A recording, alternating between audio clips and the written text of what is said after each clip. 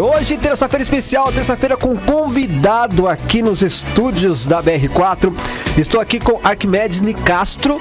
Ele que é... Não, ele vai se apresentar, né? Ele é um escritor, um servo, um adorador. Arquimedes, seja muito bem-vindo. Obrigado pela tua presença aqui em nossos estúdios. Tamo junto. Obrigado, primeiramente, boa tarde a todos os ouvintes. Para mim é um motivo de muita alegria e muita honra poder compartilhar esse momento com vocês da BR4 e que a gente possa fazer agora nesses próximos minutos bem proveitosos, né? Sim. Reflexão, e agradeço essa oportunidade em nome de Jesus. Tamo junto. Você é escritor, né? Me tornei escritor, né? Conta um pouco da sua história pra galera aí. Me tornei escritor depois de muita resistência na época de escola, né? Eu que nunca fui um aluno muito, digamos assim, exemplar, né? Assíduo? Eu não gostava de estudar não, cara. Eu era um guerrilheiro lá do fundão e não gostava. Eu nunca tive um bom currículo no sentido primário da escola. De repente, a vida nos prepara certas provações, se assim posso dizer. E nesse momento de transição, talvez, de maturidade, meio que pré-adolescente, aquela coisa toda, eu tive um encontro com Deus, né? Isso aconteceu quando eu fui preso, né? Meu testemunho se baseia em cima... Meu Deus, vamos bater um papo também aí. Dentro de uma prisão.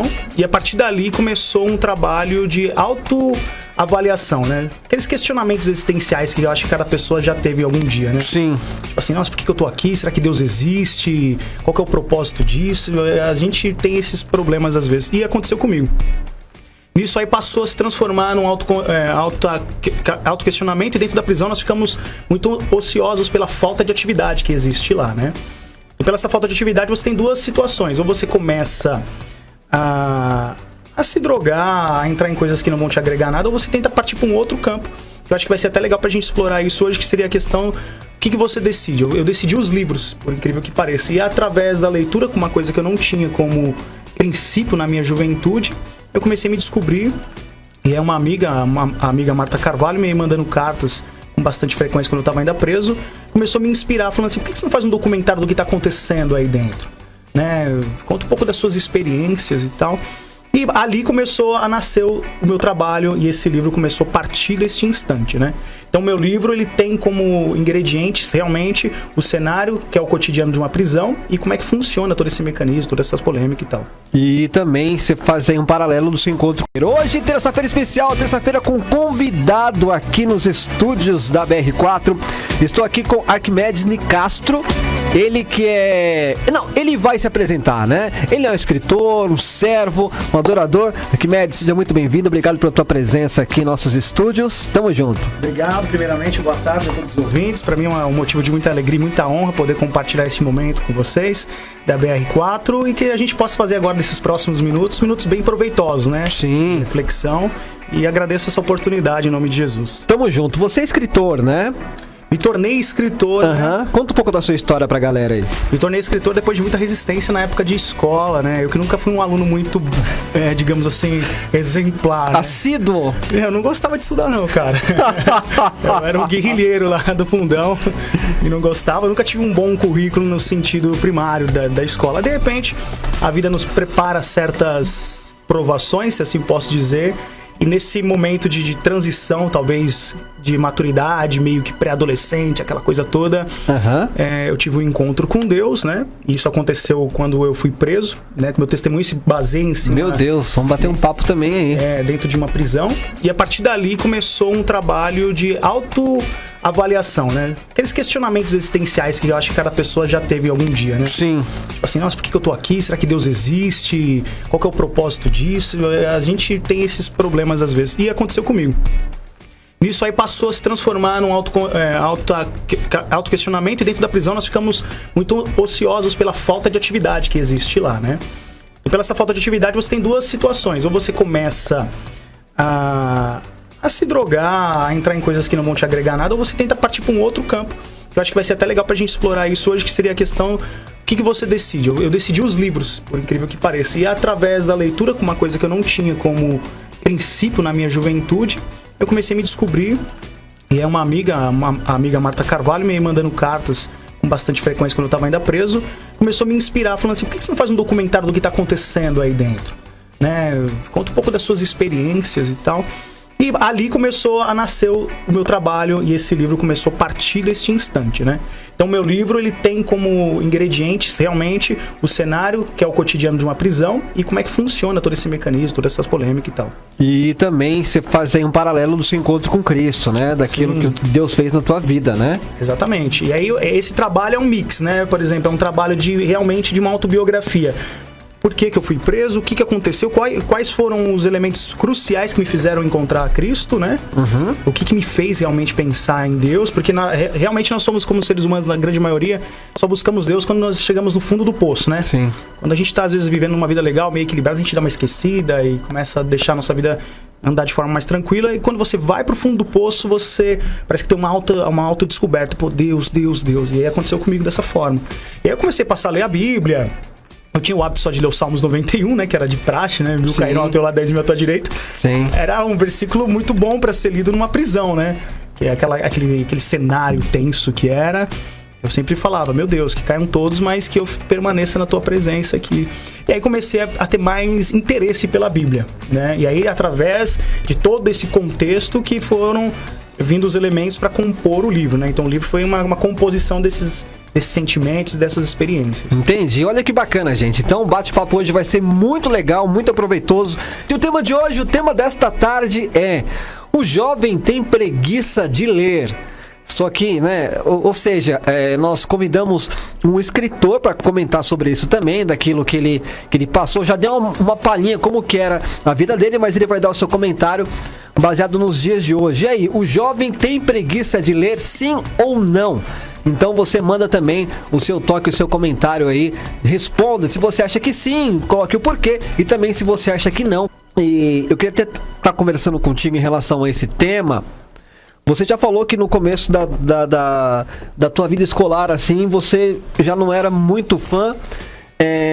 Eu acredito também, eu não sei qual que é a sua opinião em relação a isso, mas eu acredito que o incentivo à leitura, ele apareceu no Brasil de uns 10 anos pra cá, de uns 5 anos, ficou mais forte, cada vez mais as propagandas, né, as emissoras, as pessoas influentes. Mas antigamente, vamos dizer assim, de 15, 20 anos para trás, não era muito incentivado não. Apesar que na escola, claro, os professores sempre incentivaram, né? Mas pelo menos eu não via dentro do meu convívio esse incentivo à leitura. Você também enxergava assim? Eu acho que nós cruzamos o mesmo tempo de escola, mais ou menos, né? Aquela década de 90, 2000. E realmente você falou uma coisa que é interessante. Nós não tínhamos, não por culpa dos professores, os professores sempre foram grandes mestres que nos direcionavam a questões, mas nós não tínhamos esse interesse. E é bom colocar as coisas nos seus devidos lugares. Hoje em dia nós temos que entender o que é conhecimento de informação. Hoje nós estamos tendo muita informação, né? Você abre o Facebook, você abre as plataformas digitais e as informações elas vêm de uma forma muito veloz, né? Então você tem muita quantidade de informações. É diferente de conhecimento. O conhecimento você só consegue com profundidade. Ou seja, só realmente quando você pega um livro, dependendo do tema, e você se dedica naquele tempo para realmente se aprofundar em outras camadas. Então as pessoas talvez estão confundindo. Talvez essa geração está lendo mais? Sim. Porque estão lendo mais mensagens de Facebook, mensagens curtas. Sim, né? Coisinhas de WhatsApp. Estão lendo o quê, né? O que estão lendo, né? E interessante é que está mudando a forma de escrever, né? Você vê que até a forma de escrever hoje em dia mudou. Na nossa época, eu acho que você já ter pego já caderno de perguntas. Pô, demais. Escrever demais, carta, né? Isso. Aquelas cartinhas de amor, a gente às vezes escrevia para uma paquerinha e tal. Hoje em dia os jovens já não têm nem tanto contato mais com uma caneta, ou seja, o exercício até mesmo da escrita já foi totalmente ultrapassada pela digitalização da coisa. E aí as pessoas começam a mudar até mesmo a forma de escrever. Você não se escreve mais V-O-C e tal, coloca agora V e C. V e C, né? Também TBM. Então você já dá aquela abreviada básica, né? Ou seja, as pessoas estão mudando um pouco até a forma de se expressar, né? Então quando você começa a ver, as pessoas têm bastante informação, mas quando você entra nessa informação, você vê que é uma informação rasa. Pouca gente não tem tanto conteúdo, porque para se ter conteúdo, a dedicação na leitura ela é fundamental. E você como cristão, você acha, por exemplo, que a igreja ela precisa se reinventar? Claro, a palavra de Deus ela não muda, é isso, né? A palavra de Deus é ontem, hoje e eternamente, ela não vai mudar. Inclusive, acredito, porque a Bíblia ela não foi escrita em capítulos, em versículos. Na verdade, ela foi escrita de uma maneira, eu não sei como é que se fala, de uma maneira corrente, eu não sei se corrente é o termo, mas para facilitar a leitura, ela foi dividida mesmo em capítulos, né, em títulos, né? Tanto é que você abre a Bíblia, tem lá os títulos, alguns títulos, por exemplo, o Filho Pródigo, mas para facilitar realmente a leitura e a localização. Mas, quando a Bíblia foi escrita, ela foi escrita de uma maneira só, como um livro só. E essa forma também ela facilita já a gente para leitura. Olha, capítulo 9, versículo 22, versículo 23. Então, ela dá uma facilitada também, claro, na ministração da palavra, na leitura. Mas, você acha que a igreja, ela precisa também se reinventar? Você acha dentro do seu convívio que os cristãos, o jovem cristão também está lendo menos a Bíblia? Eu acho que eles não estão lendo, não podemos generalizar. Sim, sempre tem suas exceções. Mas né? Eu acredito que eles estão pegando muita coisa pronta e trazendo como verdade absoluta. Vou citar um exemplo. Eu venho aqui e cito um trecho de uma passagem específica em Mateus, por exemplo. Vou lá e leio dois versículos. E eu vou ali e faço uma explanação em cima daquilo. Geralmente as pessoas vão ali e mastigam aquilo e não vão se aprofundar. Ou seja, depois ler o capítulo inteiro para entender se o contexto aplicado ali tem coerência com aquilo que eu disse. Então, hoje em dia nós estamos vendo uma geração muito imediatista. Elas não querem refletir com mais profundidade a respeito daquilo que está chegando para elas. E isso você só vai conseguir lendo a palavra. Então, hoje a Bíblia está muito mais fácil de ser entendida, né? Você bem colocou aí, já tem os endereços, já tem as localizações. Isso. Você sabe ali em Gênesis que começa tudo, e você começa a ver que tá tudo organizado. Tá muito mais fácil hoje em dia você ter o conhecimento. Imagina, né, na época aí, vamos colocar 1000 anos atrás, vamos colocar a igreja primitiva, né? Como que era, né? Nessas grandes lutas e revoluções que teve. Imagina como era difícil ter esse acesso primeiramente com a Bíblia, que já era uma coisa muito restrita, né? E como hoje em dia está muito mais fácil, mas essa facilidade talvez está tirando um pouco do estímulo. E aí, respondendo a sua pergunta sobre o estímulo dessa revolução da igreja, eu acho que nós temos que nos adaptar. Porque a história cristã ela é uma história de readaptação. Né? Você pega Cristo fazendo uma grande revolução, naquilo que aconteceu no Velho Testamento, e de repente os apóstolos vêm fazendo novamente uma reestruturação, uma lapidação, e isso vem pendurando até os anos de hoje. Então, a igreja, na minha opinião, uma igreja sábia é uma igreja que vai se readequando com aquilo que vai surgindo de novidade. A sociedade muda, a cultura ela vai mudando. Então, a palavra não muda. Mas nós, como servos de Deus, nós temos que usar estratégias para poder conseguir colocar a palavra de Deus genuína no coração das pessoas, mas com muita sabedoria, senão a gente não consegue atrair essas pessoas a ter esse encontro com Deus, né? É isso aí. Galera, BR4 Live aqui pela sua BR4, um bate-papo super bacana com Arquimedes Nicastro. Cara, seu nome é nome de artista, né, cara? Um nome de artista aí, né? Eu queria tanto ter um nome comum quando eu era criança, que eu recebia, era tanta piada que eu recebia, ninguém acertava meu nome. Hoje eu gosto dele. É isso aí. Vamos ver quem tá ligadinho com a gente aqui. E nesse mundo corporativo é bem isso. Então, sentam duas pessoas e ali colocam um texto, escreve. Aquele que realmente o cara perceber que escreve mais, que tem mais conhecimento de leitura, ele já larga na frente. Mas você vê que interessante, ele coloca aqui, ó, que muita gente sofre para escrever textos com lógica e coerência dentro do mundo corporativo. Isso porque vai tratar de uma questão de construção de uma ideia, né? Eu acredito que numa entrevista como essa, é que nem a gente vai fazer um Enem, vai fazer uma prova para alguma qualificação. Ele vai te dar um tema. E aí, com aquele tema, você tem que construir uma ideia. E aí é onde você vai realmente pegar o seu repertório, que só vem através da leitura, e vai conseguir construir, nesse momento, o seu pensamento e o mais difícil. Porque qual que é o grande segredo? Eu escrever um texto sabendo que esse texto tem que ser entendido por você. Sim. Eu posso escrever com um monte de coisas que só eu sei internamente. Eu começo a colocar coisas ali meio obscuras e tal, mas eu sei. Mas e o leitor? Então eu tenho que ter essa captação também, né? E você tem que entender que o leitor, ele pode ter 14 anos, ele pode ter 24, 34, 54, Justamente. 70.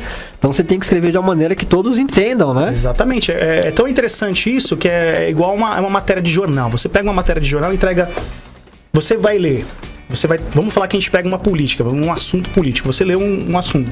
Você vai ter uma leitura sobre aquilo. Você vai falar, pô, entendi. Se eu pegar o mesmo texto e ler, eu já vou dar uma outra interpretação, porque isso vai novamente entrar no repertório de conteúdo da pessoa.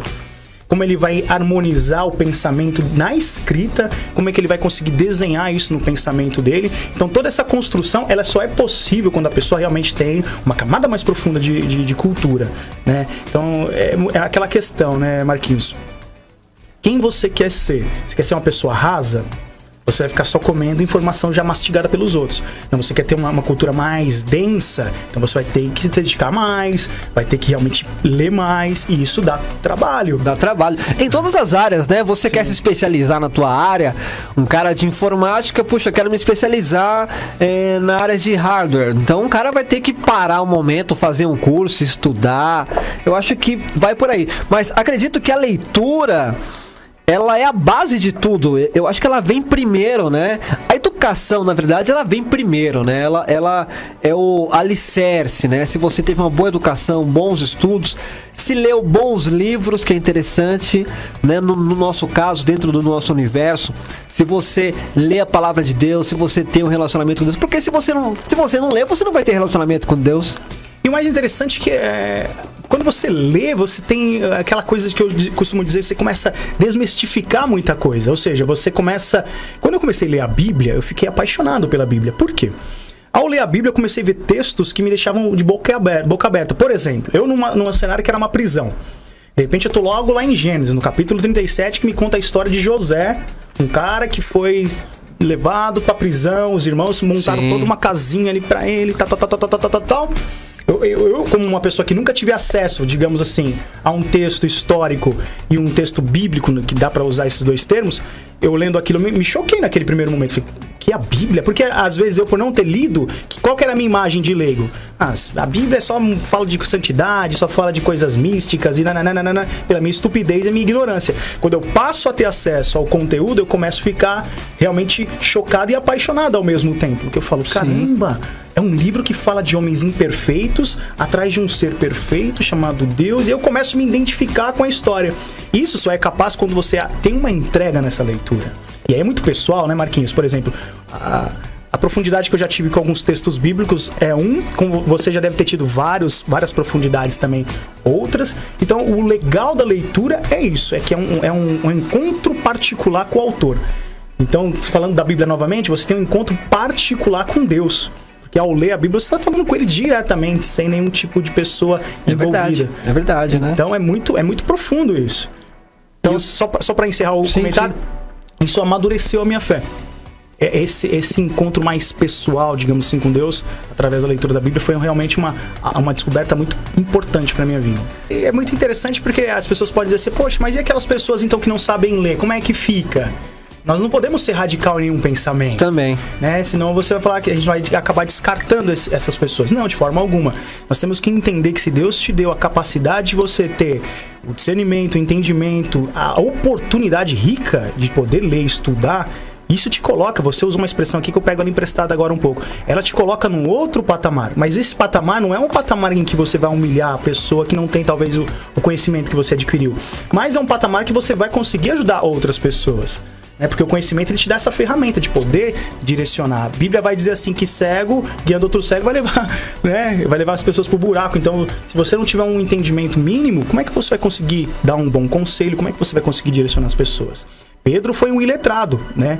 A história de Pedro, o discípulo, ele, vamos colocar nos dias atuais, ele não tinha domínio de escrita nem de leitura. Mesmo assim, Deus o usou. Demais, né? Mas nós não podemos pegar, vamos falar, então eu sou Pedro, mas você tem a oportunidade de agregar mais, por quê? Não, eu acho que esse tem que ser o grande encorajamento, né, Marquinhos? Pegar as pessoas, entenderem que você tem disposição para fazer isso, você realmente tem interesse de fazer isso, faça, porque isso vai realmente mudar a tua vida. O tempo está muito mais rápido e as pessoas estão mais aceleradas, e aí gera todo esse problema hoje em dia até caótico na mente de algumas pessoas, né? Muita ansiedade, muita depressão e muita coisa que tudo isso tem até de uma certa forma indireta acarretado na vida deles, né? Sim, sim. Esse mundo acelerado, você tem que fazer tudo muito rápido, tem que se multiplicar. Esse ativismo, né? Esse ativismo, justamente. Até mesmo, às vezes, 24 horas pra mim não dá, eu queria que fosse 48. Então é complicado, o mundo tá acelerado. Eu até tenho conversado com a minha esposa em relação a isso. Na verdade, ela não concorda com essa minha afirmação que eu vou falar aqui, mas eu vou citar. Muitas das vezes nós temos a ideia, né? Nós temos a sensação, na verdade essa é a palavra certa, nós temos a sensação que quando a gente dorme, nós estamos perdendo tempo. Acredita? A correria é tão grande. É verdade. Que a gente tem, quando a gente dorme, olha só que absurdo. Quando a gente dorme, a gente tem a sensação que estamos perdendo tempo. Rapaz. E aí é engraçado, né? Porque se você for pensar pelo campo que o médico indica, você tem que ter uma noite de sono adequada para você ter um dia produtivo. Verdade. Você tem que ter ali no mínimo, pelo menos 8 horas é o indicado, mas se você tiver umas 6 horas de um sono qualificado, porque aí tem um outro problema, né? Não adianta você deitar na cama, vamos por meia-noite, mas você só conseguir dormir às 3 da manhã, como tem muitas pessoas. Muitas pessoas, infelizmente. Levam seus problemas pra cama, dormem pensando naquilo, perdem o sono, ficam com mais sono e de repente, no geral, dormiu 3 horas. Aí não é um tempo de qualidade. Então, você tem que... Eu acho que o equilíbrio é o grande segredo, né, Marquinhos? Achar o equilíbrio do sono, o equilíbrio da produtividade. Eu li um livro uma vez, voltando ao livro, né? Vamos lá. O conhecimento. Eu li um livro que chamava Teoria de Pareto, 80-20. Que nós temos que dedicar 20% da nossa energia, que vai nos trazer 80% do nosso resultado. Por exemplo, o livro dá uma ilustração mais ou menos assim. Que geralmente é como se fosse um guarda-roupa. Você tem lá 10 peças de roupa. Mas geralmente você vai usar 20% daquelas peças, porque você já acostumou e tal, as outras 80% você quase não usa. Então qual que é a grande sacada desse ensinamento que eu estava lendo esses tempos atrás? E se você for uma pessoa produtiva, você vai focar naquilo que realmente vai dar resultado. E não é números, não é tempo que você vai colocar que vai trazer resultado. Você pode ficar 2 horas fazendo algo e não ser produtivo. Sim, verdade. Perdeu tempo. Verdade. Então essa questão de tempo é muito mais administrativa. De repente, em meia hora você conseguiu fazer um trabalho de 2 horas. Você ganhou 1h30. Então, essa administração de produtividade, ela tem que ser uma coisa muito bem elaborada dentro do seu próprio calendário de semana. Então, já entraria em outros temas pra gente poder abordar sobre isso. Sim, teve um tema na semana passada que a gente conversou, inclusive você que está no Facebook pode até rolar pra baixo aí, acompanhar. Se não me engano, foi na quarta-feira passada, nós falamos sobre isso. Falamos sobre procrastinação. Bem isso. Então, e aí, você deixa pra amanhã, você dá uma segurada. Eu confesso que é perigoso, porque nós temos uma tendência a deixar pra amanhã. Justamente. E se a gente não tomar conta, vira vício. Vira vício e aí vira até pecado. Isso entra até quando a gente quer perder peso. Por exemplo, eu tava numa linha de... Falei, preciso perder 5 quilos. Eu falei, preciso perder 5 quilinhos. Sim. Aí eu tava naquela. Aí, não, semana que vem eu começo. Aí chega sábado, domingo, vou comer um negocinho ali. Comer uma pizza aqui que não dá nada. Aí segunda-feira eu começo. E é justamente isso, sempre jogando. Aí chega na segunda-feira, você tá com alguns compromissos. Não, na terça. Aí passa mais uma semana, passa um mês, passa um ano e você não fez absolutamente nada. É engraçado até que as promessas de final de ano, elas já trabalham mais ou menos isso, né? Tipo assim, quando virar o ano eu vou conseguir começar uma vida nova, vou conseguir fazer tudo novo, diferente. Mas não é na prática. Quando vira um ano, passa dia 5 de janeiro, por exemplo, toda aquela promessa já caiu por terra, né? Porque a gente tem o mau costume de ficar jogando as coisas pra frente. De jogar pra frente, de procrastinar. E inclusive uma dessas promessas no ano que vem eu vou ler mais. Uxi. Eu vou ler um livro por mês. Tem essas promessas aí também da leitura. Eu vou ler um livro por mês. E ali chega, tal. Aí você lê um... Passa 4 meses você lê um. Aí você fala, puxa, acho que não vai rolar não. Vou segurar pro ano que vem. E ali já foi embora. Passa que a gente não vê, né? Nossa, muito rápido. Agora falar em livro, vamos falar do seu livro aqui. Arquimedes Nicastro, Lodebar, O Submundo do Crime e a Vida na Prisão. Na verdade, nós já conversamos já um tempo atrás. Ele me deu esse livro. Muito bom, fala realmente sobre a história da vida dele, né, na prisão, inclusive como que aconteceu, né? Sim. Inclusive estava até comentando com a Mônica aqui do trabalho sobre a leitura e ela falou, puxa, cara, é um livro que você começa a ler e você não quer parar porque você quer saber o que vai acontecer, entendeu? Eu acho que a grande sacada também dos livros tem que ser essa também, né? Exatamente. E é de uma leitura fácil, né? Se você pega pra ver mesmo, né? A construção desse livro foi baseada na minha experiência de leitor, porque como eu não tinha o hábito de leitura, quando eu pegava algum livro que eu não conseguia entender, nas 2 primeiras páginas eu já encostava aquele livro e já não tinha mais interesse. Então eu comecei a criar na minha mente o quê? Um desprazer na leitura. Porque é um segredo para a pessoa que não tem o hábito da leitura. O que ela tem que fazer? Achar um título, um assunto que interessa, pra ela começar a desenvolver esse hábito.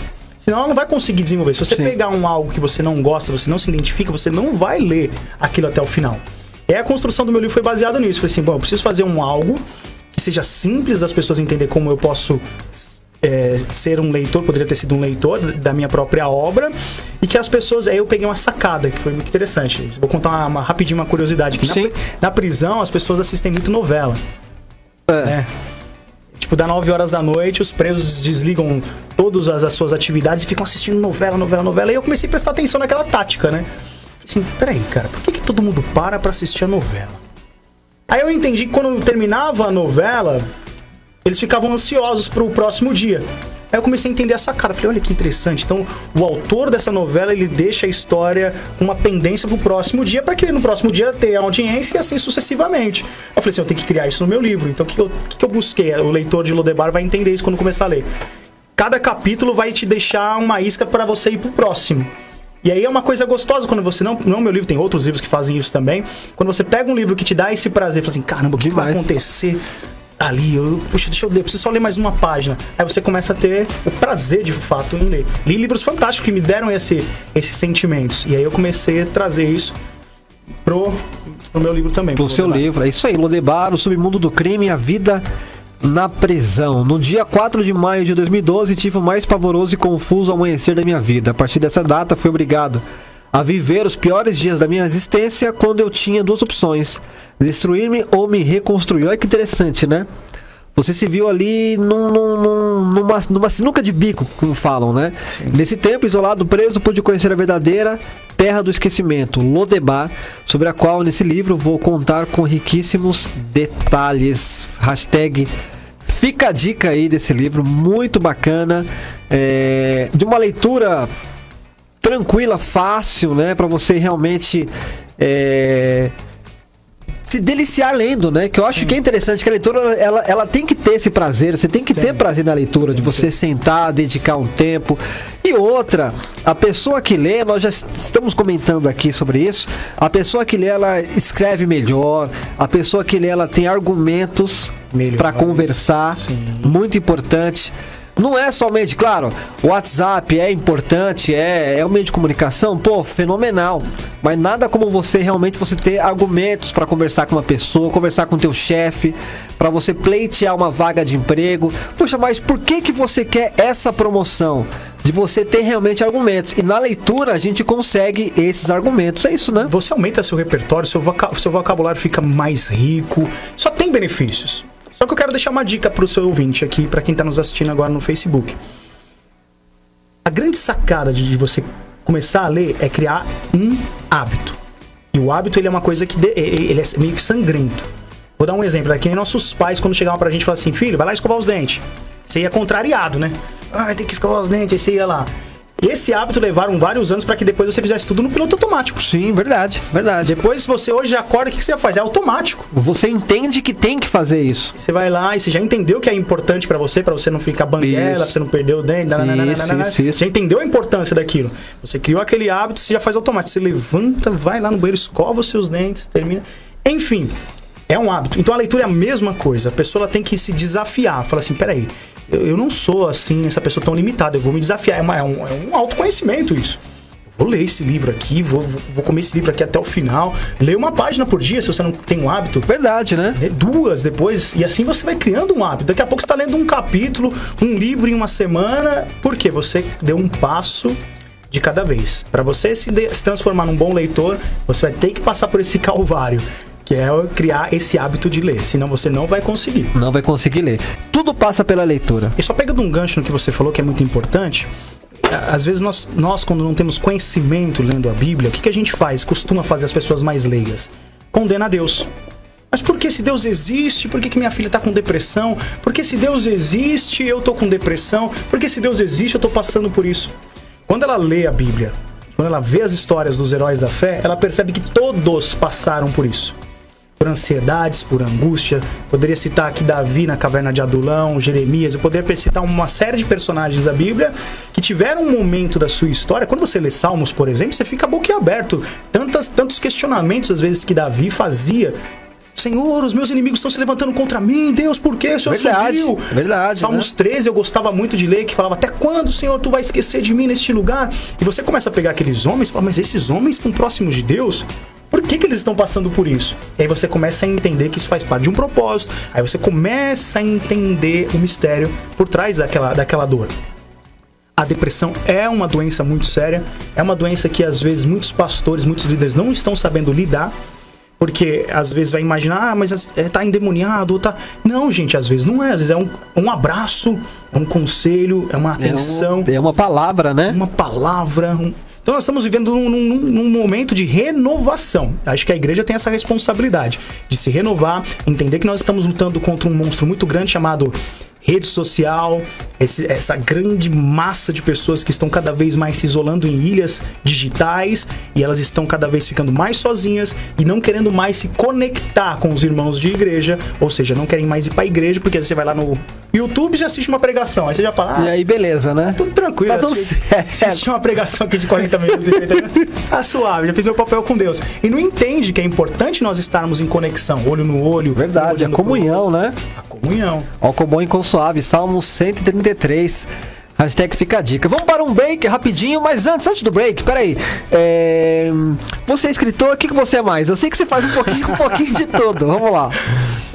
Graças a Deus, para a glória de Deus, eu tive boas experiências na minha vida, além da amarga, digamos assim. Eu já consegui trabalhar um tempo também, sou apaixonado por rádio, que eu trabalhei um tempo numa rádio comunitária na minha cidade, fiz um curso até em São Paulo, na Rádio Oficina, né, me formei na época. Sim, que legal, Rádio Oficina, conheço. E aí depois tive uma banda, que era uma banda bem padrão Mamonas Assassinas, antes da minha época de conversão, né? Sim. Aí tive uma experiência com música e tal. Quando eu fui preso, aí que houve essa grande revolução. Então, atualmente, eu tenho uma produtora, né? Trabalho com vídeos, tenho um canal também no YouTube, onde eu coloco alguns vídeos falando também sobre alguns temas bem espinhosos. Sou escritor. Hoje comecei minha faculdade de Direito, né? Era um sonho que eu tinha desde o tempo que eu estava na prisão. Que legal, cara. Parabéns. Estudar em Direito, era uma coisa que eu tinha muita vontade, só que eu ficava adiando. Sim. Depois eu começo, ano que vem eu começo. Procrastinação aí, ó. Ano que vem. Eu falei, não, 2019 é sem chance, eu vou lá. E tem uma banda também chamada Lord Sons, que é um ministério de louvor que eu tenho, né? Que a gente faz um trabalho. E o nosso trabalho, nosso ministério é esse. O chamado de Deus é esse para nossa vida, né? Através do livro, através do louvor, tentar alcançar as vidas.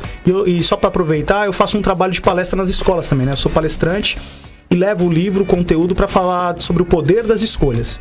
Então eu tenho uma palestra de 1 hora que eu vou nas escolas municipais, estaduais, reúno lá os jovens e a gente começa a fazer um bate-papo sobre a vida do crime, sobre as drogas, sobre todo esse cenário caótico que é esse convite que o mundo do crime dá para esses jovens, sim, né? Verdade. Sobre a ostentação, sobre o poder, sobre a sedução, etc. E a gente vai lá e faz esse trabalho que é o poder das escolhas, que também é um trabalho inserido nas escolas. Que legal. Bacana. As pessoas têm uma leitura sobre prisão muito errada na prática. Então o que a gente tem? Uma coisa que a imprensa leva superficial e não entende as ramificações e as complexidades que é um cenário de um sistema prisional. A proposta do livro é o quê? Não é de forma nenhuma defender um bandido, como até algumas pessoas às vezes levantam essa bandeira sem ler o conteúdo.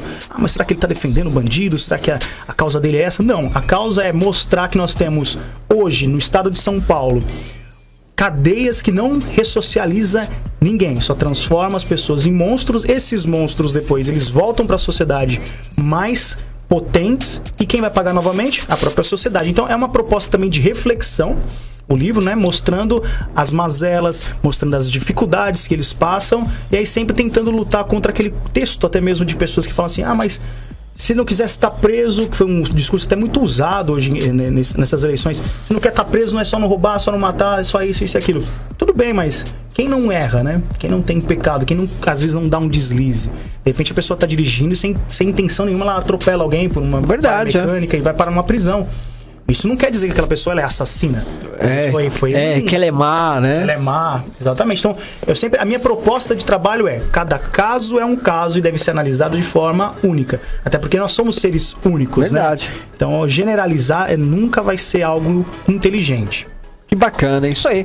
Então fica a dica, Arquimedes Nicastro Lodebaro, sobre o mundo do crime, a vida na prisão, é um testemunho. Então vale a pena você adquirir, até no sentido de você também presentear alguém. de repente você fala, tal, né? Mas, pô, mas é interessante, até pro jovem também, né? Sem dúvida. Até pro jovem. Eu acho que é interessante para os jovens. Esse livro ele tem um foco mais forte nos jovens, por quê? Porque às vezes quando você é seduzido pelo crime, você não sabe o que é uma cadeia. Então o cara que tá entrando no crime, um jovem de 15, 16, 17 anos, ele fala assim, eu vou ganhar dinheiro, vou isso, aquilo, legal. Só que você está preparado para enfrentar uma prisão, caso você venha parar nela? Você está preparado para acordar 6 horas da manhã e tomar banho gelado? Você está preparado para morar em 40 pessoas num espaço de 12 metros quadrados? Você tá... Meu Deus, então eu começo a trazer para ele a realidade das consequências de uma escolha. Se ele fala assim, sim, estou preparado, então boa sorte, porque um dia você pode estar lá. É verdade. E então, a proposta em si do livro é mostrar pro jovem isso. Legal, o mundo do crime tem os glamoures, tem o dinheiro fácil, é legal. Se não fosse, não teria tantas pessoas aderindo isso. Mas tem que entender que assim como a Bíblia ensina que tudo que o homem plantar ele vai colher, tem que entender que se você colocar uma semente mal também, não espere frutos bons. Porque não tem como ter frutos bons, né? Sim. Então a proposta é realmente essa, é vacinar tanto jovens, até mesmo pais, porque tem muitos pais às vezes que olham para os seus filhos e não imaginam a capacidade intelectual que o filho dele tem para até mesmo o crime. Porque o filho às vezes ele tem um comportamento dentro de casa, mas na rua com os seus amigos ele tem um outro comportamento. Ou seja, ele é 2 personagens. Ele é um personagem em casa e um na rua. E o pai tem que ter essa leitura mais maliciosa, que eu costumo dizer. Tentar enxergar, ver aonde o filho dele está inserido, qual é os amigos que ele está inserido, como é que ele está convivendo perante a sociedade. Essas reflexões, elas têm tudo dentro desse livro, por quê? Eu conto também a história de outros presos, outros caras que estão condenados lá a 300 anos de cadeia, outros caras que foram estuprados quando foram crianças. Tem muito conteúdo nesse trabalho para trazer para o leitor uma reflexão profunda sobre o ser humano e principalmente sobre esse cenário caótico que é uma prisão. O sistema prisional, né? Exatamente. É interessante que a Bíblia, ela, como a gente citou aqui, ela tem histórias, né, de pessoas que venceram e tem história também de pessoas que não venceram, pessoas que passaram por dificuldades. Ou seja, a Bíblia, ela não omite nada. A gente aprende com as vitórias e aprende com as derrotas também. E eu acredito que a intenção, né, você pode falar que você foi o cara que escreveu, mas a intenção quando você escreveu esse livro é justamente isso, é você antecipar isso. Você falou, opa, pera aí, ó, tem esse caminho aqui, eu passei por isso, eu passei por essas experiências e eu estou aqui contando para vocês como foi, até para vocês evitarem de tropeçar nesse caminho que eu tropecei, mas você foi alcançado por Deus, Deus te alcançou, né? Então você trouxe essa sua história pro livro, né? Compilando em um livro, creio que justamente para isso também, né? Para você falar, olha, peraí, é isso que você quer? Nem como você colocou agora, né? É isso mesmo pra sua vida? Então beleza, mas aqui tá, de repente, algumas palavras-chave, alguns insights, alguns momentos da minha vida que pode servir como gatilho para falar assim, opa, peraí, não é isso que eu quero. Exatamente, né? E é tão interessante porque, né, Deus é um grande estrategista. Por ele ser um grande estrategista, nós estávamos conversando agora nos bastidores, antes de entrar no ar, você estava falando sobre o seu ministério, que você tem um ministério, às vezes, focado também nos casais, dando conselho. Eu não posso falar sobre casais. Por quê? Porque eu não tive ainda um casamento, eu não tive experiência. Como é que eu posso olhar para um casal e dar um conselho, por exemplo? Eu não tenho bagagem suficiente para dar essa direção. Sim. Então você consegue atingir esse público. Você talvez não vai conseguir falar com um jovem que tem uma dificuldade com drogas, que já passou pela prisão, isso e aquilo. Aí Deus vem lá, pega uma peça chamada Arquimedes e utiliza ali. É isso aí. Então ele é um estrategista, né? Bem isso. Ele vai colocando as peças nos lugares certos para ele cumprir os propósitos dele. Então nós temos que estar realmente preparados. Falar, Senhor, eu sou essa ferramenta aqui. Talvez o meu irmão aqui seja o machado, eu sou a enxada, o outro ali é o facão. Não importa, o importante é nós estarmos unidos em pró a um objetivo. É isso aí, num corpo só, né? Exatamente. Somos um corpo. Um é braço, o outro é mão. Inclusive tá lá em, não lembro agora, passagem, não sei se é em Romanos, não lembro, mas que fala justamente isso, né? É Coríntios, se eu não me engano. Coríntios, né? Que fala da mão, ó, um é mão, o outro é pé e tal, né? Na verdade, cada um tem sua função, só que tudo é corpo. Paulo foi muito sábio nessa colocação. Não, Paulo fala em